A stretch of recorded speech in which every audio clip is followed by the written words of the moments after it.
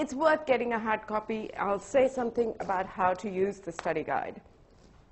So what the study guide has is a set of notes and plus readings for each of the lectures, but much more than what you might read in a week or for a week. So what I suggest is, if you are preparing for this class, go to the Moodle site. You will find one reading which is a required reading or essential reading for every week. Read that. It's usually a few pages. I've not recommended. I might have recommended hard things and sometimes the original text, but not very long articles.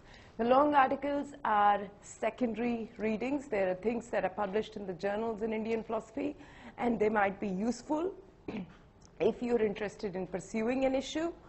And that, I suggest will come up either in the lectures or in looking at the notes. So each section has some notes from me at the start. If you look at those notes, that will give you an overview, more than an overview. I was looking at them this morning and thinking, gee, I do go on a bit. So, it's more than an overview, but it will give you a good sense of what is happening in this part of the course. So I do not expect that you will read every reading that is, part of that chapter at this stage. You might, when you're writing the essay, and you might want to look for some other references when you're writing the essay, but not at this stage. I don't expect you to be, reading 8 hours or whatever it is of Indian philosophy every week. Okay. Now for today's lecture, any questions about?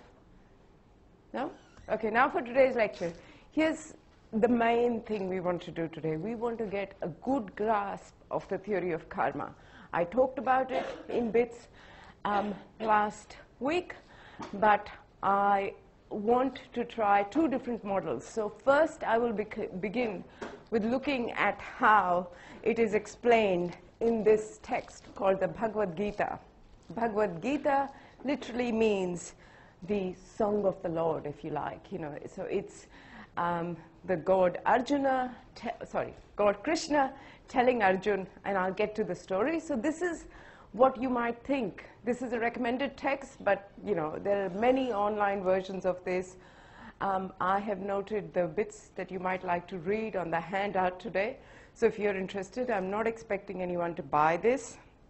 But this gives you, if you like, the layman version of understanding what the theory of karma is.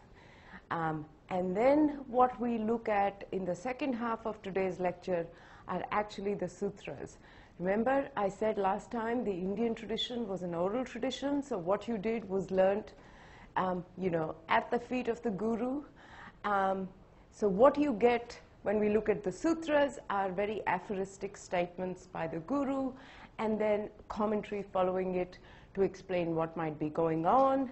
That commentary was usually written by students, so you get a taste of how the schools worked in ancient India, so to say, and we can use the same kind of thing. I'm not going to talk about the troubles or the problems with the karma theory today.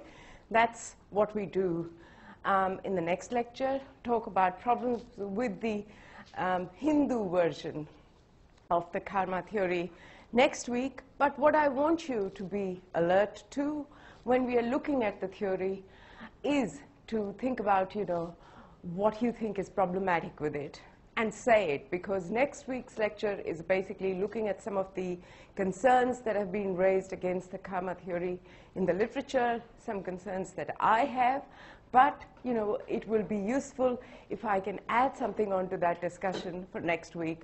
If you have any concerns while we are trying to understand it today, do say so, and we'll try and address on their behalf the concerns next time and see whether that is satisfactory. So everyone fine? The point of today's lecture is to get a good grasp, to go away with a good grasp of the theory of karma. So let me say, what the big picture is and how the theory of karma fits in that. The big picture, according to the Hindus, is to get moksha. The most important, the highest end that we should all be aiming for, and all the Hindus did aim for, apparently, is to get moksha, which is liberation, which in the Hindu sense of the term is defined as getting out of the cycle of birth and rebirth. I know we talked about some problems with that. How can stopping existing be a good thing? And surely that is a problem. But for now, I would suggest, think of it in this way. And this is a basic assumption or a basic view that is shared by most Indians. And you'd wonder why. Even the Buddhists share this view that all existence on this earth is bound up with suffering. That's a basic premise everyone takes for granted. You might worry why they take it for granted. You might want to find an explanation. But that's the starting point. That's why getting out of this cycle of existence, getting out of this cycle of birth and rebirth is something that is the highest thing that one can achieve, because all existence for these people is characterized by suffering, right? So even if moksha or liberation is not that blissful state, at least it is not suffering anymore. Even if we describe it as, being completely neutral, nothing blissful, nothing, fantastic about it, it is still an end to suffering. So it's worthwhile, okay? Let's begin with this premise. According to the Hindus, liberation, there's not only one route to liberation. They at least give you 4 different routes. Karma theory gives you one of the possible routes. That's called karma yoga. That's discussed in the Gita, and that's discussed in other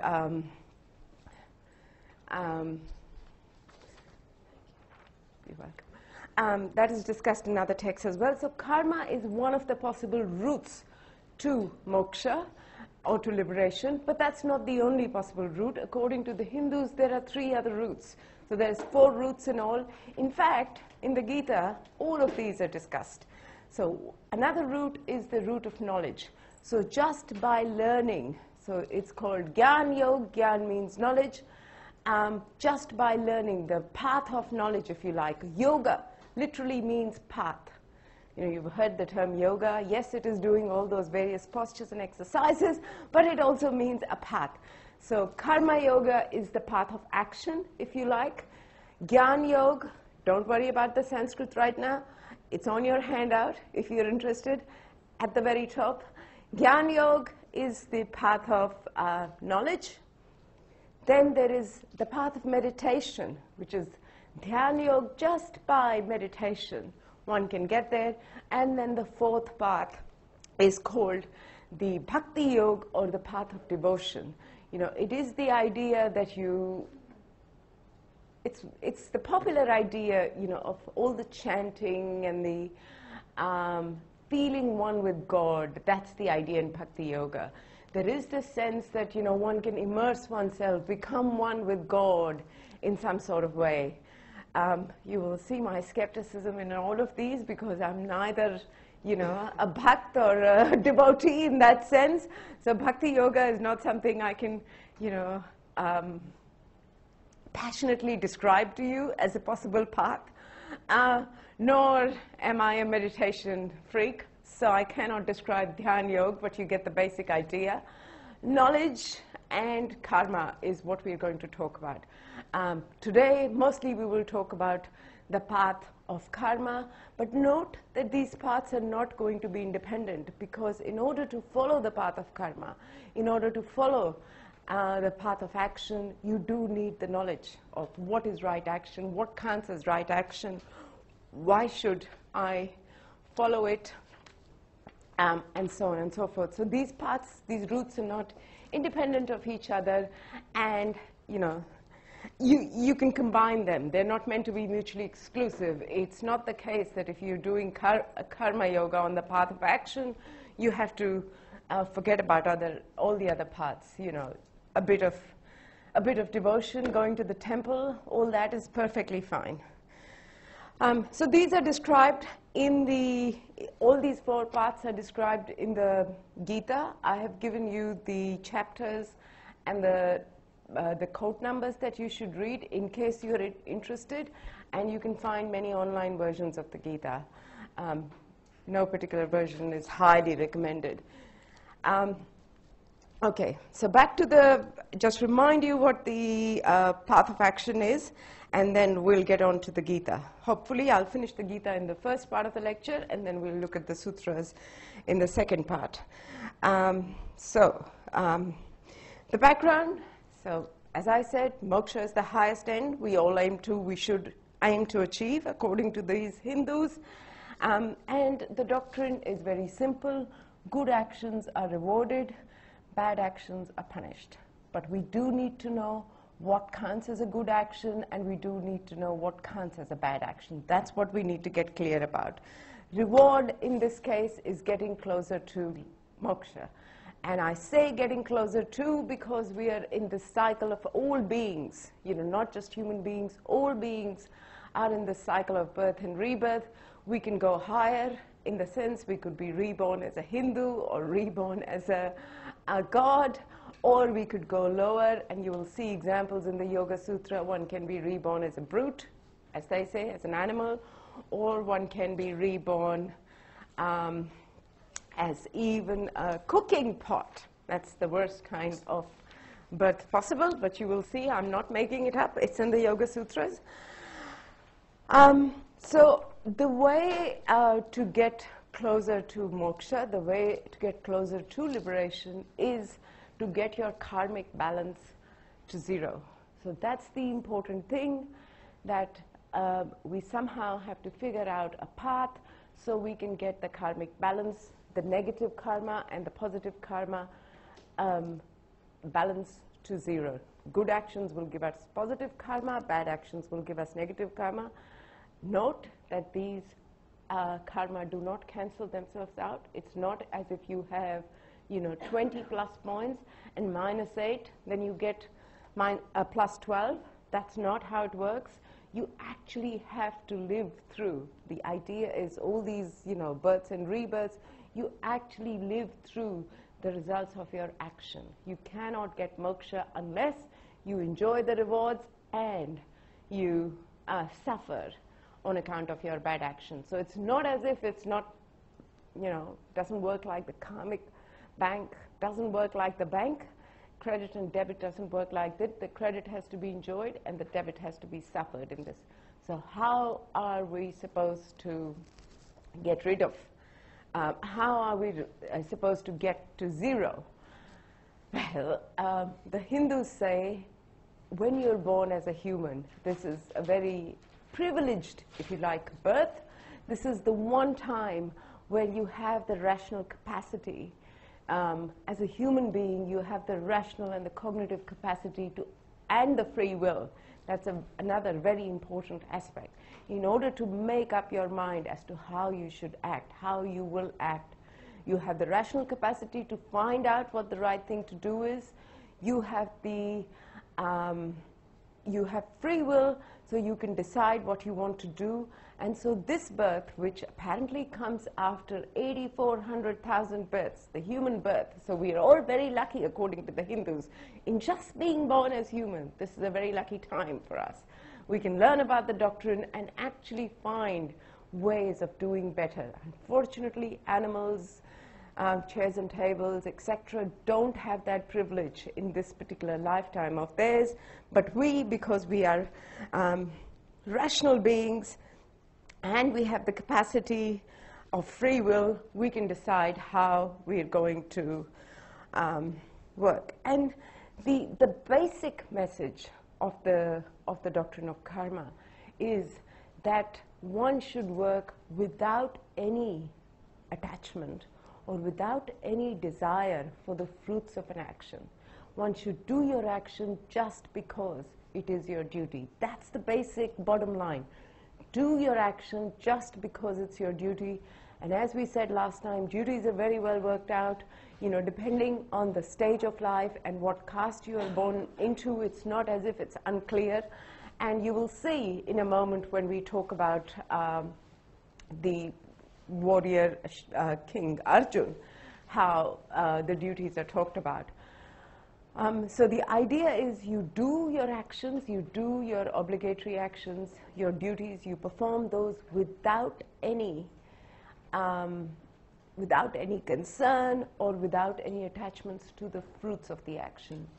Action usually is motivated by desire. Anything you do, you think, you know, why should I do this? Well, what am I going to get? What do I want? Why should I come to this lecture? Well, what do I want? Is there something here that I get that I might not get if I was, you know, just to try and do it through all the resources in Moodle? So there's always a want for something. Any action, any human being has a desire, and our actions are motivated by desire. The Hindus think that if your actions are motivated by desire, that is the wrong kind of motivation, because what desire does is makes you attached to the fruits. And if the fruits of the action are not delivered to you, then you become frustrated, angry, you suffer, right? So that's the basic idea. Do actions without any attachment for the fruits. And if you do your action just because it's your duty, just because as a student you should come to the lecture, and you do come to the lecture blindly, habitually every week, then, you know, it's not that you're looking for anything in particular. Even if I perform very badly on a certain day, that's okay, because you did your duty without any attachment to the results. That's the basic idea. And now I'll go on to the Gita and explain it how. So any questions here so far? Does the basic idea seem like a good idea? If there is no desire for the fruits of the action, if there's no, you know, want for something, then you're likely not to be frustrated, not to be angry if you don't get it. Is that a good thing? Yes? No? Yes? Good? Some people think it's a good thing not to be frustrated. What about the others? Anyone thinks that would be a bit boring, not to want anything?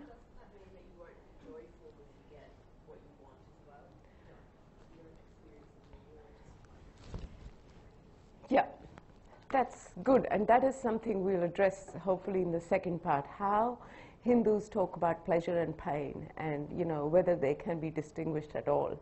So I'm giving you a hint. It's a very good point. You know, if we're not expecting anything, if we are not after anything, you know, then it's an attitude of resignation, so to say. You know, whatever you do, you just do it. It's like, you know, mechanically performing these actions. What would be the point of doing actions like that if we didn't have any wants, desires, and so on and so forth? Any other? You seem to like it. That's good. Any other responses to action without desire? Yeah?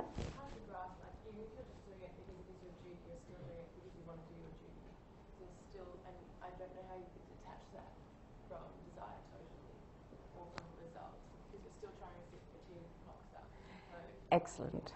Yeah, that's a very good point. That's a very good point, and that's a point that has been discussed over and over and over again in the literature, and there are still being books written exactly on that point by philosophers, because they think it's a very hard question, very hard thing to understand the theory of karma in the way that I just explained it, because of this, that, you know, if you ask the question, well, do your duty for, the message is this, do your duty for duty's sake, right?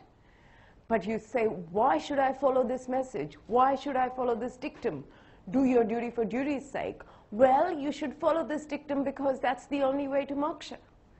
Well, isn't that a desire? You're not doing your duty for duty's sake. You're doing your duty for duty's sake because for the sake of moksha. Right? So there is this problem here. You say, don't do your duty for anything except just because it's your duty. That's the first thing, okay? I put aside old desires, old attachments. I want nothing from the action. But if I ask the further question, why should I listen to you? Why should I follow this dictum? Do your duty for the sake of duty. And then you get the answer, do your duty for the sake of duty, because that will get you to moksha. And that just seems like a paradox. This is one of the, this is regarded as a logical paradox, and we'll discuss it to death next time. There are many responses in the literature. People try and defend it, people try and go against it, and this is something we'll discuss, in detail next time. And I think it's quite fun to see how you work out your way out of what is called the logical paradox in the Gita. Good. Any other responses? Okay, so let me start talking about the Gita. As I said, there are two texts we are going to look at. The first one is the Bhagavad Gita. This is a very fat edition because it's got the Sanskrit in it.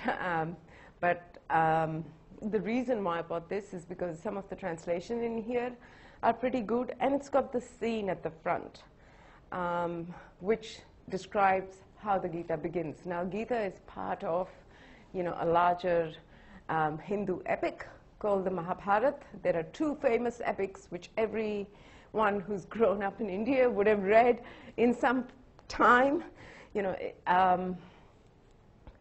Hopefully, people still read it. We used to read it as kids. What the Gita, what is happening in the Gita, the opening of the Gita, is that there's a fight for the kingdom, and there are two there's a fight between extended families. So there's this guy who is at the back. He's the best warrior. He's best known for, using the bow and the arrow. He's the most well-known warrior.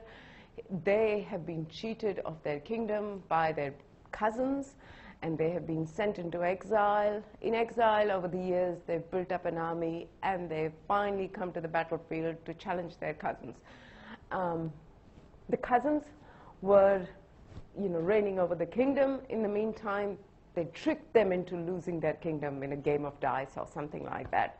There's a long story of why they were sent into exile. They actually gambled away their kingdom. So you might think these guys are responsible as well, but it was all,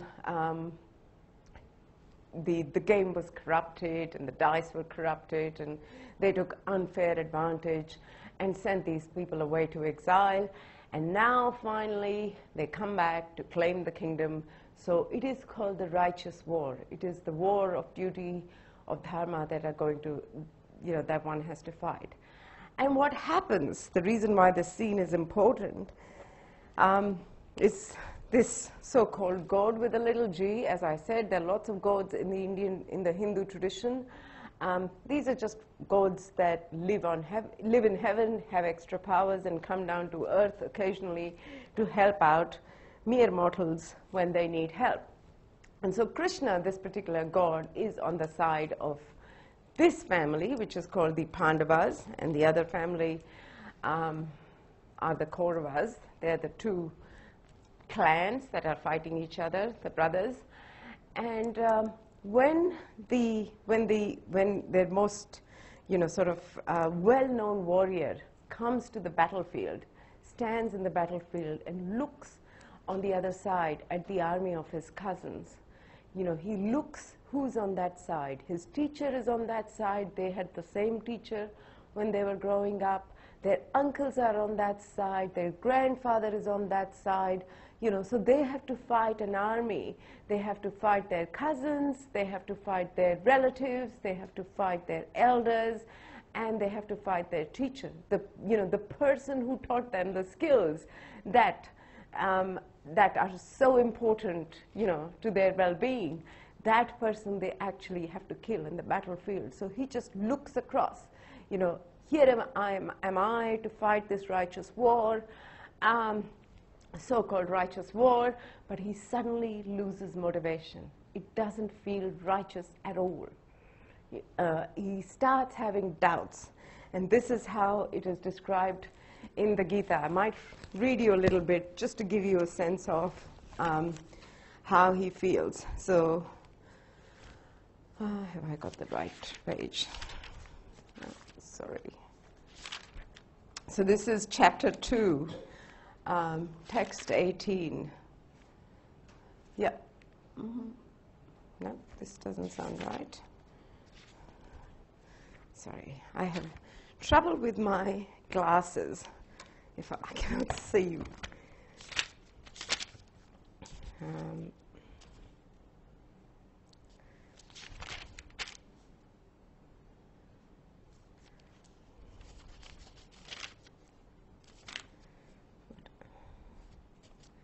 Yeah, so this is what he says. How can I counterattack with arrows in battle men like Bhishma? Bhishma is his grandfather, and Drona, who are worthy of my worship. Drona is his teacher. It would be better to live in this world by begging than to live at the cost of lives of great souls who are my teachers. Reverence to the teacher is a very important attitude in the Indian tradition. Even though desiring worldly gain, they are superiors. Even though they have something to gain from this battle, they're my superiors. If they are killed, everything we enjoy will be tainted with blood. And this goes on and on. Nor do we know which is better, conquering them or being conquered by them. If we killed the sons of Dhritarashtra, that's his uncle, the cousins he's going to fight, we should not care to live. Yet they are now standing before us on the battlefield.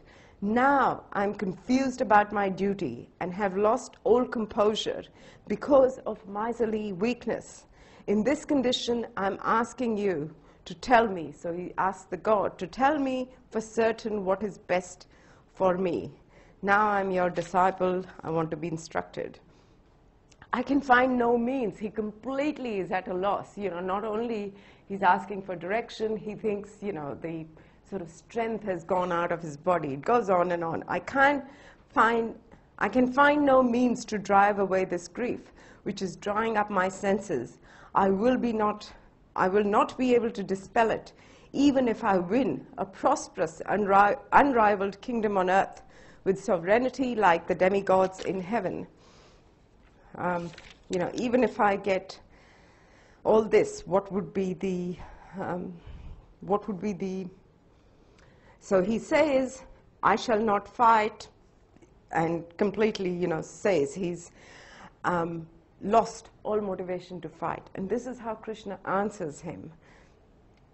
So those who are wise lament neither for the living nor for the dead. Never was there. So one of the ways that Krishna tries to motivate Arjuna is to bring in the doctrine that what the human being or the person essentially is the soul. And the soul is something, like we talked about last time, something that cannot be destroyed by killing the body. The soul will be reborn in this cycle of birth and rebirth. What is destroyed is a body. And so one of the first arguments that Krishna uses in this dialogue is to remind Arjuna about the doctrine of the transmigration of the soul, that the soul does not die. You cannot kill anyone. At this stage, it's only the body, and there is no need to feel sorry or sad for the loss of the body. Never was there a time, so this is saying that the soul is eternal, when I did not exist, nor you, nor all these kings, nor in the future shall any of us cease to be. As the embodied soul continually passes away in this body, from boyhood to youth to old age, the soul similarly passes into another body at death. A sober person is not bewildered by such a change. It goes on and on. The person who is not disturbed by happiness and distressed and is steady in both life and death, you need to think of these life and death as just different phases, if you like. Nothing, the soul is untouched by this. The soul is imperishable. So this is what he says, the material body of the indestructible, immeasurable, and eternal soul is sure to come to an end. Therefore, fight. The body has got to come to an end. It is something that has come into existence, and surely it will go out of existence. And this is a theme that is often covered in the Indian literature. Why do we, lament, or why are we sad at someone dying? It's a fact we all know. We all know that, the body is going to perish someday. So neither he who thinks the living entity the slayer, nor he who thinks it is slain is in knowledge. So you can't think of yourself as someone who kills, nor can you think of others, who will be killed. For the self slays, neither slays nor is it slain. The self, or the soul, the essence of the person, cannot be destroyed, so to say. So that's his first argument for Arjun, because he's losing motivation. Do you think that's a good argument? If you see your cousins and teachers and friends and grandfather all lined up to fight in battle, what do you get from someone who is trying to motivate you, who's trying to give you direction in what you should do? You get this metaphysical doctrine of transmigration of the soul. Do you think that's going to change Arjun's mind? Do you think if you were in that position, would it change your mind to hear about these lofty metaphysical theories about that the soul cannot be destroyed, the body is going to be destroyed, you cannot stop that kind of destruction? It's going to happen sooner or later. Why grieve for that? Is that going to help Arjun, you think? No? Why not? Why? Why is this doctrine not going to be any use? It's a very personal, the way I described what Arjun is feeling, it's a very personal, sort of dilemma, if you like. It's a moral dilemma that he has. And to give a lofty metaphysical view in response to that dilemma is certainly not going to work. And Krishna realizes that it hasn't worked, so he's going to try something else. Let's see if the second try is any better. So this is again this is what he says. After he finishes, do not grieve for any living being, he says, considering your specific duty as a Kshatriya. Kshatriyas are warriors. So he's reminding Arjun of his specific duty. Considering your specific duty as a Kshatriya, you should know that there is no better engagement for you than fighting on religious principles, on fighting a righteous war. And so there is no need for hesitation. Happy are the Kshatriyas. Now there is a different kind of motivation. Happy are the Kshatriyas to whom such fighting opportunities come unsought, opening for them the doors to the heavenly planets. I mean, if you're a Kshatriya, you do your duty, the only thing you can gain is go higher. You got this opportunity, and you will descend to heaven. If, however, you do not perform your duty of fighting, then you will certainly incur sins for neglecting your duties and thus lose your reputation as a fighter. People will always speak of your infamy, and for a respectable person, dishonor is worse than death. So the great generals who have highly esteemed your name, I said he was a very well-known warrior, and fame will think that you have left the battlefield in fear only, and thus they will consider you insignificant. What's the worst thing, that can happen? He says, either you will be killed on the battlefield and attain the heavenly planets, because the duty of a warrior is to fight until death. And if he is killed during the war, that's a sure ticket, if you like, to heaven. Or you will conquer and enjoy the earthly kingdom. Therefore, get up with determination and fight. He says, what have you got to lose? Either if you die on the battlefield, you go to heaven. If you win, then you're still on earth and you get to enjoy the kingdom and all the good things. So get up with determination and fight. Do your fight for the sake of fighting. This is do your duty for the sake of duty, without considering happiness or distress, loss or gain, victory or defeat. And by so doing, you shall never incur sin. If you just do your duty for the sake of duty, your duty is to fight, go ahead and fight. You have nothing to lose.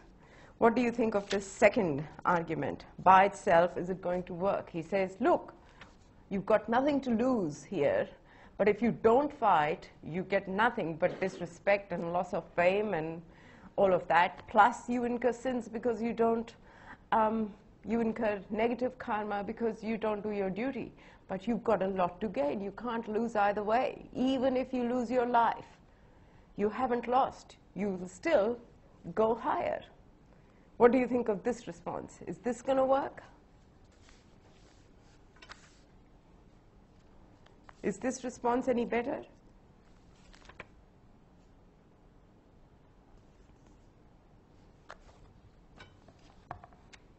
If someone who's lost motivation because they think, killing one's own, killing one's relatives, friends, teachers is not, cannot be done for, just getting a good life on earth, is he going to be motivated by something like this?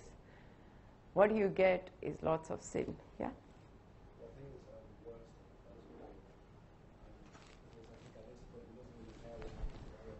Sorry, say that again. I think the second argument is worse than that, because I think at this point the warrior really cares what happens to him, so much sin. He cares what he's got to do to the people. Right. So. The first one's a bit iffy. It's better because it's saying, well, you're not going to do that much bad to him.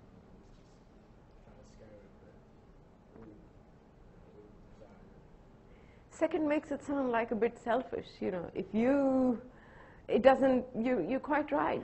The first one is better. At least it's saying, you can't do anything bad. But the second one sounds a bit selfish. You've got nothing to lose in doing this. But if you don't do this, you have everything to lose. Not only you will incur sin because of not doing your duty, but also, people will ridicule you. People will think that you ran away because of fear. That's, should that work for Arjun, for a fighter, for a warrior? It works in the end, not because Arjun is selfish, but because this is kind of bound up. His explanation here is bound up with the theory, even though he says, look, what's in there for you? You either get the riches on this earth or you get the pleasures of heaven. If you die, you get the pleasures of heaven. If you live, if you continue to live, you get the riches on this earth and you get to rule the kingdom. There's only good things in this for you. But, that in itself does not work for Arjun unless, he's reminded of the theory of karma. And that's what happens in the third chapter. Krishna reminds him that it's not for, the motivation here should not be that you get these things. The motivation here should be just because it is your duty, and you get the, sort of most succinct statement, if you like, of the main message of the Gita. The main message of the Gita, as far as the karma yoga goes, or the path of action goes, can be summed up in two words. It's called nishkama karma. Karma means action. Na is the negative prefix. Kama means desire. So action without any desire, or action without any attachment. So you should not be motivated by the results you will get if you fight this war.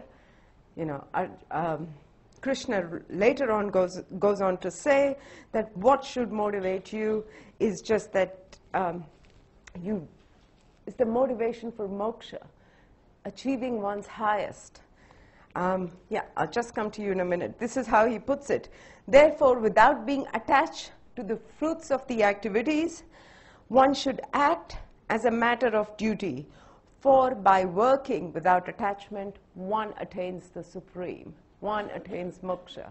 That's the basic idea. Not only that one moves up higher, it is only when you're acting. This particular sutra or shlok at chapter 3, number 19, is the basic message of the Gita, which is act without any desires for the fruits of the action. Yeah. When you say the duty, who decides what is a person's duty? Is it the gods, the word of God, or is it the guru advocating the word of God, or the government? In the Indian tradition, and this is an interesting question, in the Indian tradition, you do get, a sort of what is called, in a text, you do get the duties. Now, these texts are part of the Vedas. Were you here last week? No, I was Okay, yeah. So we talked a little bit about the Vedas. They're, if you like, the defining texts of the Hindu religion. And this notion of duty is spelled out in one of the texts. In fact, in your study guide, I've got a panel, I've got a selection of the texts which gives you the duties of all the four castes, what people are supposed to do. But duties are determined by two things. Duties depend on your caste and also depend on the stage of your life. And it's meant to be, wisdom of the sages. There is no notion of word of God because there's no single creator God in the Hindu tradition. It is certainly not the government, because the government is actually the second highest of the classes, the Brahmins.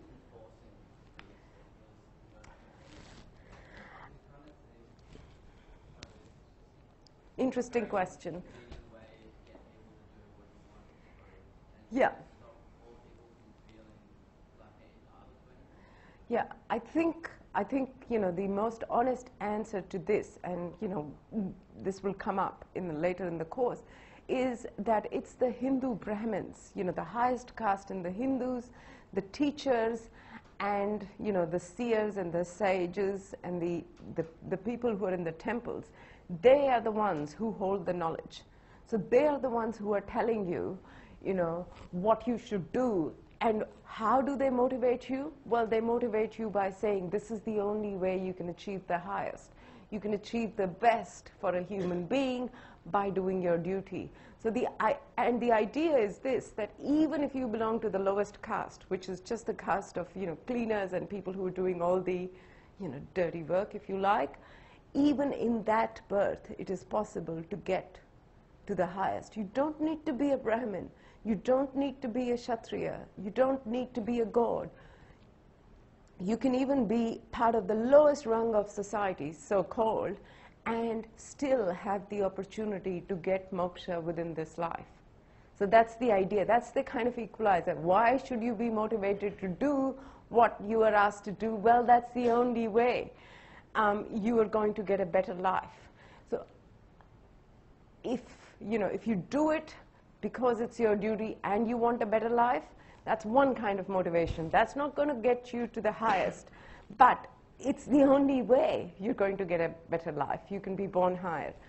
Or it is the only way. So even the lowest in the society, I hate using these words, but the idea is those who've been given, the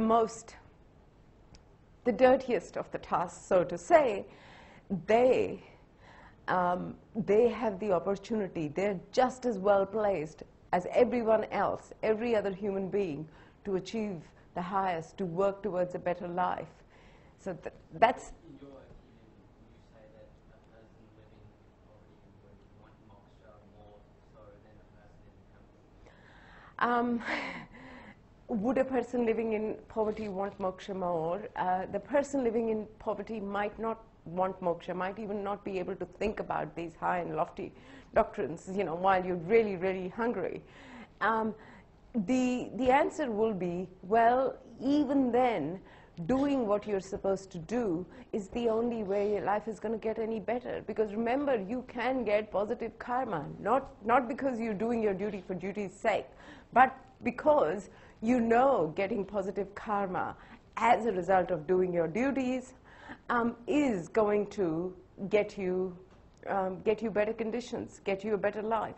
At least you will get paid for the work you do. At least, you know, there will be some opportunity for growth. That's how they seem to motivate. Because if you don't do it, what you get is negative karma. And negative karma is only going to make life, this life or the future lives, worse for you.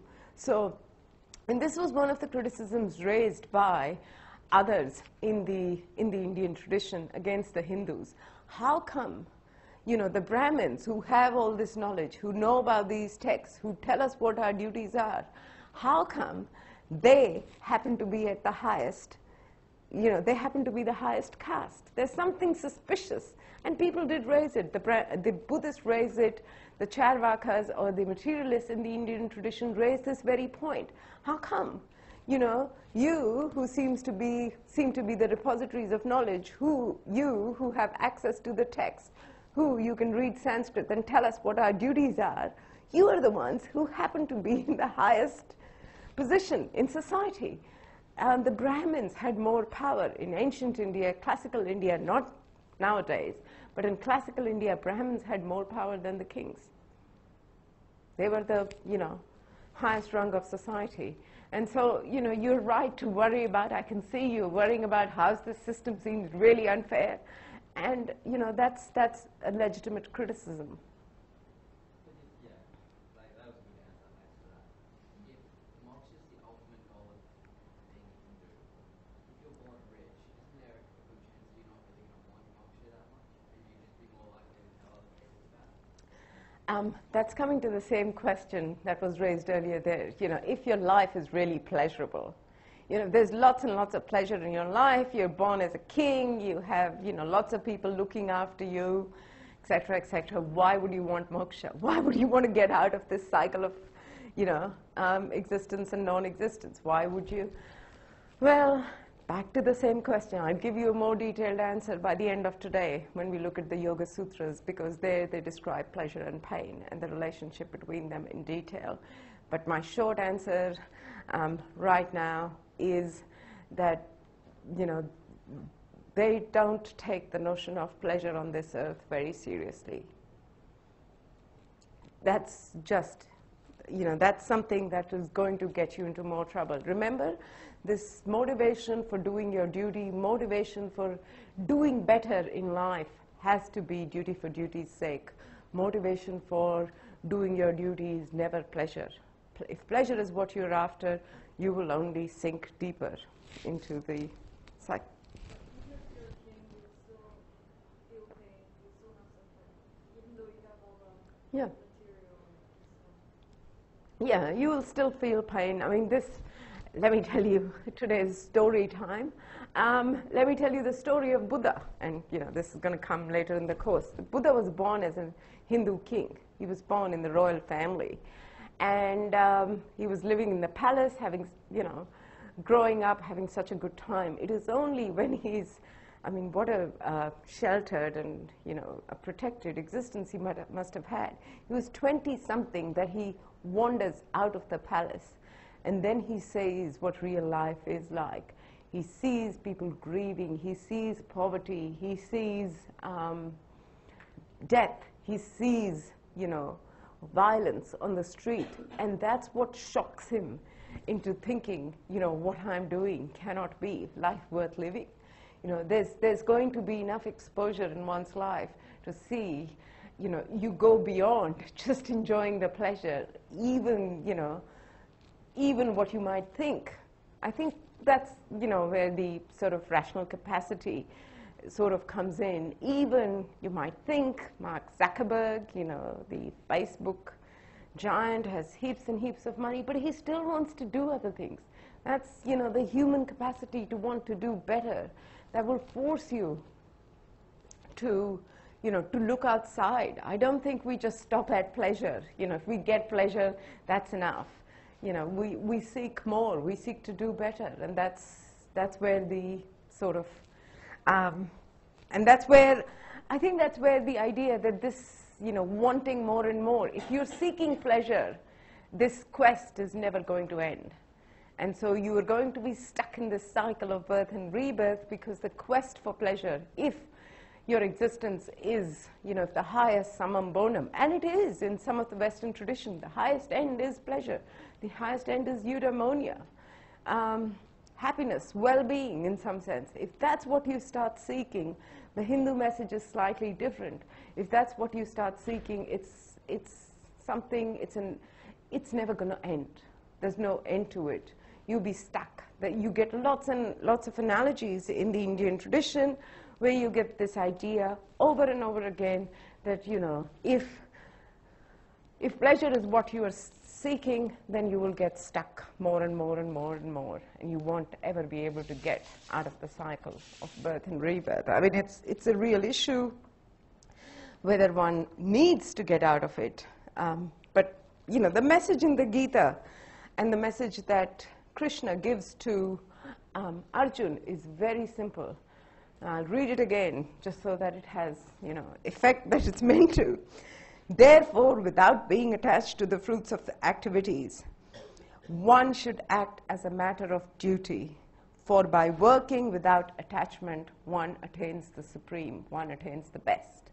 That's the idea. Work without attachment, work without any desires at all. Just a little thing, last thing I will say. I've been using the word karma, and I think I mentioned that last time, but I just want to clarify, the idea of karma, and I've put on the handout 3 senses of karma. One is karma as action. Karma is used in 3 different ways in the text, and perhaps I've been using it in 3 different ways. Sometimes karma is action, it's what you do.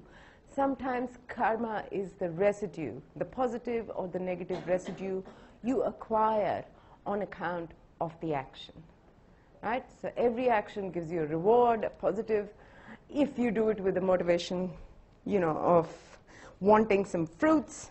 If you do a good action, you get some reward.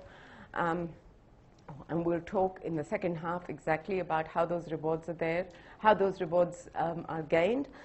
The third, karma is also, and I started with this sense of karma, karma is also thought of as a theory that explains the relation between the two, action and its rewards. What is the relation between these 2 senses? Karma as action and karma as the rewards or the suffering accrued on account of your actions. The relationship between these 2 is explained by the theory of karma. And what we will do in the second half is look at the theory of karma in the Yoga Sutras in detail. So we will be talking exactly about the relation between how, on account of your action, do you get, positive or negative fruits? What does that mean? How does the system work in detail? What I've given you is just, a sort of brief look into the system, but now we'll get into, if you like, the nitty-gritties of how karma is supposed to work.